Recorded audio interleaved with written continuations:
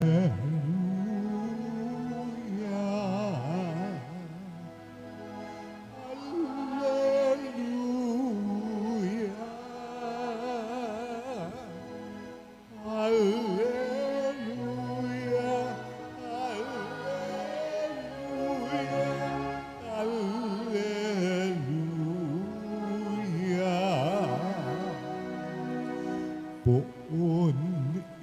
ikaw ang pag-asa, ang salita mo'y ligaya. Pag-asa ko sa tuwina, Alleluia, Alleluia.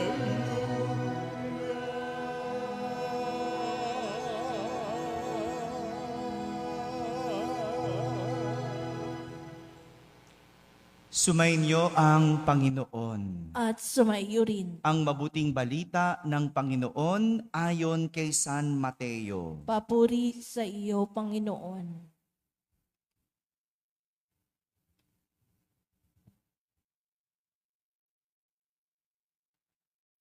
Noong panahong iyon, sumakay si Jesus sa bangka kasama ang kanyang mga alagad.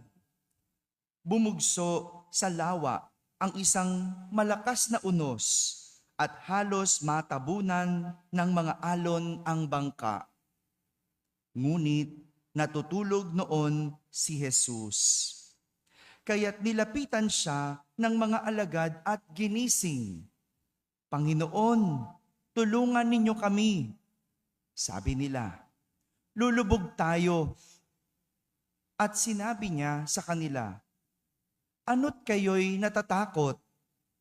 Napakaliit naman ng pananalig ninyo. Bumangon siya, sinaway ang hangin at ang dagat, at tumahimik ang mga ito. Namangha silang lahat at ang sabi, anong tao ito? Kahit ang hangin at ang dagat ay tumatalima sa kanya. Mga kapatid, ang mabuting balita ng Panginoon. Pinupuri ka namin, Panginoong Jesucristo. Magsiupo po ang lahat at makinig sa homilya. Isang magandang umaga po sa inyong lahat. Magandang umaga sa mga nasa barangay, sa mga nasa tahanan na nagsisimba via online at sa lahat ng nasa abroad. Kasama kayo sa aming banal na pagdiriwang dito sa ating parokya. Kwento tungkol sa pananalig ng mga alagad ni Jesus ang ating narinig sa Ebanghelyo sa araw na ito. Kwento ng pananalig. Sabi nyo nga po, pananalig. Na-question ni Jesus ang pananalig ng kanyang mga alagad sapagkat sila ay natakot at nangamba. Nang minsan hagupitin sila ng malalaking alon at datnan sila ng malakas na unos habang sakay ng bangka. Tatlong bagay ang nakalimutan ng mga alagad, kaya sila natakot at nangamba. Tatlong bagay. Una, nakalimutan ng mga alagad na nauna si Jesus sa bangka. Una si Jesus sa bangka. Ibig sabihin, bago pa sila dumating sa bangka, ando na si Jesus. Nauna si Jesus sumakay eh. So, bago sila, ando na si Jesus. Una si Jesus. Kaya walang dahilan para sila ay mangamba. Dahil nauuna si Jesus, siya ang bahala sa paglalayag. Ganito din sa buhay. Kapag nakalimutan natin na una si Jesus, bago ang lahat, sigurado matatakot nga tayo. Yung pagpakiramdam mo, no? Wala si Jesus, sigurado matatakot tayo. Ay, hindi ko alam dun sa mga walang Diyos. Hindi ko alam, natatakot pa ba sila? Pero kapag alam mo na una ang Diyos sa lahat, una si Jesus sa lahat, sigurado walang dahilan para tayo matakot. At dahil nauuna si Jesus, hayaan nating manguna si Jesus. Huwag natin siyang pangunahan. Hello. Minsan kasi pagka may unos, mapanguna tayo. Ha? Huwag ka mapanguna. Siya ang nauna eh. Alam na niyang lahat. Sino nauna bago ikaw? Ang Diyos, tama. Di ba? Si Jesus. So, kung si Jesus nauna, huwag kang mapanguna. Tandaan mo. Ha? Kaya, kung ikaw ay may hinaharap na unos, huwag kang mapanguna. Una si Jesus. Hayaan mo si Jesus ang manguna. Yan ang una. Nakalimutan ng mga alagad na una si Jesus sa bangka. Pangalawa, nakalimutan nilang sumunod lang sila kay Jesus. Sinong nauna? Si Jesus. Sinong sumunod? Mga alagad.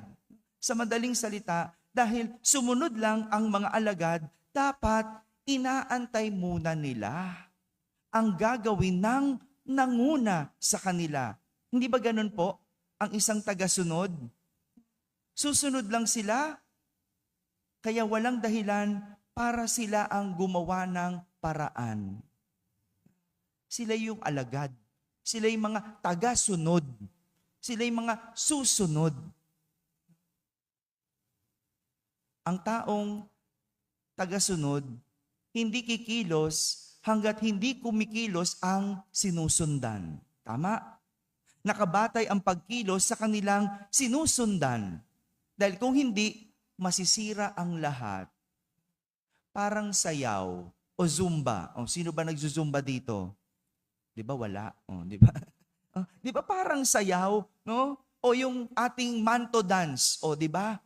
O, kung hindi susundan ang nangunguna, magkakaiba-iba lahat ang galaw. At magiging magulo ang buong pagtatanghal. Di ba ganon? Di ba? May talagang ganon eh, may nangunguna, may mangunguna. At nakalimutan nila, sila ang mga tagasunod. O, tingnan mo, no? Mas alam pa nilang gagawin nila eh, no? Nataranta na sila. No? Intayin mo lang.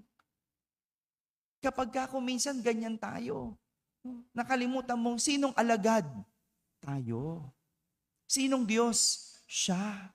Pero kapag mayroong problema, ikaw ang nangunguna. Lord, ganito gawin mo. No? Alisin mo ito. Mapanguna ka talaga. No? Kung ayaw niya, kung hindi pa oras, hayaan mo siya. Hayaan natin ang Diyos. Tayo'y tagasunod. At yan ang nakalimutan ng mga alagad. Sila ay mga tagasunod. Pangatlo, na nakalimutan ng mga alagad, nakalimutan nilang kasama nila si Jesus. Sa bawat lakad ng mga alagad, kasama nila si Jesus lagi. Kaya naman, kahit anong pagdaanan nila, lagi silang nagtatagumpay. Nang hamakin sila ng mga Pariseyo, si Jesus ang kanilang naging tagapagtanggol. Nang magutom sila, pinakain sila ni Jesus. Di ba? Kahit nga yung mga nagugutom at hindi humihingi kay Jesus, no, yung 5,000, di ba? Hindi naman sila humingi kay Jesus eh. Pero alam ni Jesus, gutom sila. O kahit yun. Kahit yung mga bagay na hindi natin hinihingi, alam ni Jesus. Nang magpagaling si Jesus ng mga may sakit, pare-parehas naman silang nabiyayaan ng kagalingan. Pero pagdating sa unos, pagdating sa mga alon, nakalimutan nilang kasama nila si Jesus. Dahil mas tinignan nila ang alon at unos kaysa kay Jesus. Ganyan din tayo. kapag nakalimutan natin, kasama natin si Jesus, talaga matatakot tayo. Huwag mong kalimutan yun. Iisang bangka tayo. At kapag kasama mo si Jesus, walang dahilan para matakot at mangamba. Mga kapatid, sa buhay, walang dapat ikatakot. Walang dapat ikapangamba. Dahil kung hindi natin malilimutan na una si Jesus sa lahat, sumusunod lang tayo kay Jesus, at higit sa lahat, kasama natin si Jesus, walang dahilan para tayo ay matakot at mangamba. Amen? Amen.